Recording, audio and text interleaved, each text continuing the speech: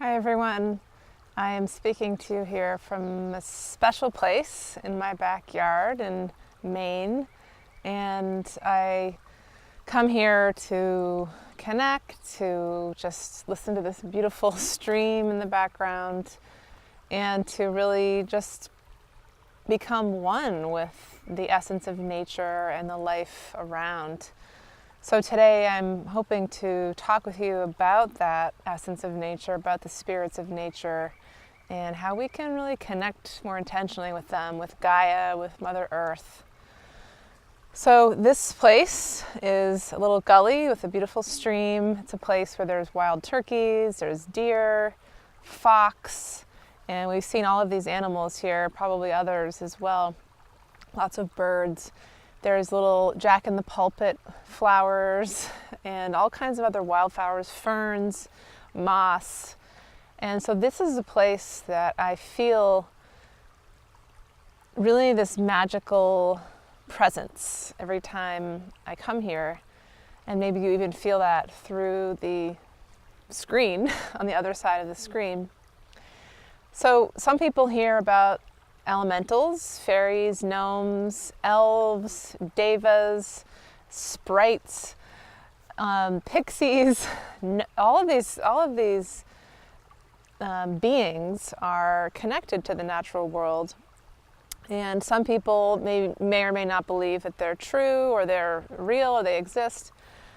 And I will tell you that it has not been my experience to see these things with my eyes. However, I have seen in a shamanic journey a gnome that I met, and in my mind's eye, of course, in a vision, and who gave me a crystal and gave me some interesting information in the inside of a tree. And I've also seen faces. Wow, I see one right now, of course. And the face is simply just the formation of a rock. So it's this rock here, and you can see kind of on the edge, looks like an eyebrow and a nose. So some of you may have seen that face in the rock. I sometimes see faces in the bottoms of trees, like the roots kind of looking like a face. Usually it's like a very wise, interesting looking face, kind of like the faces you see on the stones of Easter Island. Interesting connection there. Some people will see fairies in the form of just little glimmers of light. I have felt like I've seen that before, but then sometimes I question if it's actually anything. I remember once I was in Ithaca, New York, down where all the gorges are and the waterfalls, and I looked at some pictures later, and there were all these orbs, which are just circles, spheres of light everywhere around me. Of course, I hadn't seen them when I was there, but because of the way the photographs are developed and the way the energy can be seen, there were so many water spirits or sprites. Devas are really it's nature spirits that are in everything, in the essence of that rock, in the essence of the tree, in the essence of the water or flowers. And then the elementals are kind of more specific beings that oversee the natural world, as devas do, of course, and that kind of tend to nature. So we feel them all the time. It's why we feel this sacred sense in nature. We feel this honoring. And, we, unfortunately, humans have really disrespected the earth for so long and disrespected the spirits of the earth and all the different plants and animals that sometimes these nature spirits, I think, just kind of ignore us and just go about their days because they haven't really been asked what they need. There are indigenous people who will ask trees if it's okay to cut them down, or Buddhist monks who will ask, the worms in the soil, or they'll even pick them up and move them when they have to build a new temple or a structure. So we really can learn to be more respectful of nature and the spirits embodied within each, and ask them what they need from us, getting quiet, just closing our eyes and just connecting with the essence of that, of the tree or the rock or whatever it is. I personally love to go in the woods and I hug trees, and my kids and I do this all the time. I just go up to a tree, put my arms around it, and listen to the tree and listen to what it's saying to me. I first just feel the energy of the tree. It's very grounding, it's very healing and just ancient and wise. And then sometimes I will, the message will be, thank you, you are loved, it'll be okay, something like that. It's a very different kind of energy. Rocks also have different energy than trees do, and of course there's flowers, flower essences you can actually ingest. You can buy these from people that make them. You can make them yourselves. It's simply just capturing the vibration of a flower in pure water, distilled water, and you leave the water out and intend for the water to capture the vibration of the flower collected at dawn. And when you take the flower essence in your mouth or put it in the bathtub, you can literally absorb the vibration of the flower. I do this regularly. I take flower essences and it just opens my heart. I can feel this blossoming happening, and it's different depending on the essences of the flowers that were captured.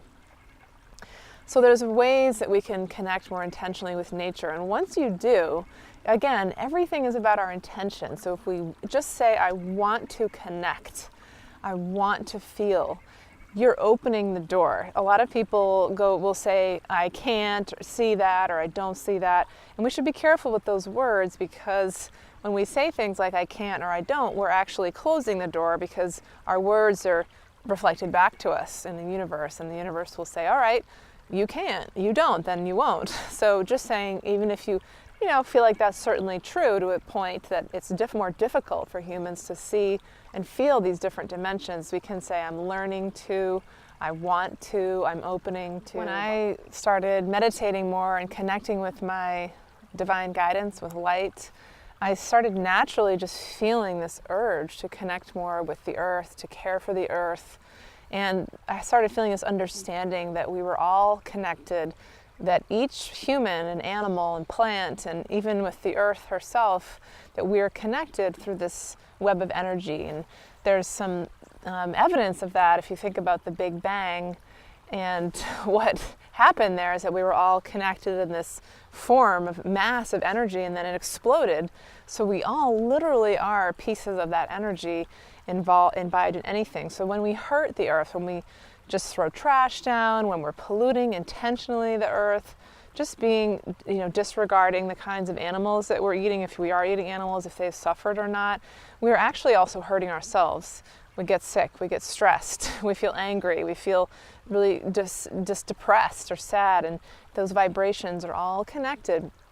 So as we're more and more of us are awakening to our divine beings that we are, to the web of interconnectedness, we can also begin to ask the earth and all the beautiful spirits and energies connected with the earth through physical manifestations of them as plants, as animals, water, wind, sun, all of the elements. We can ask them, what do they need from us?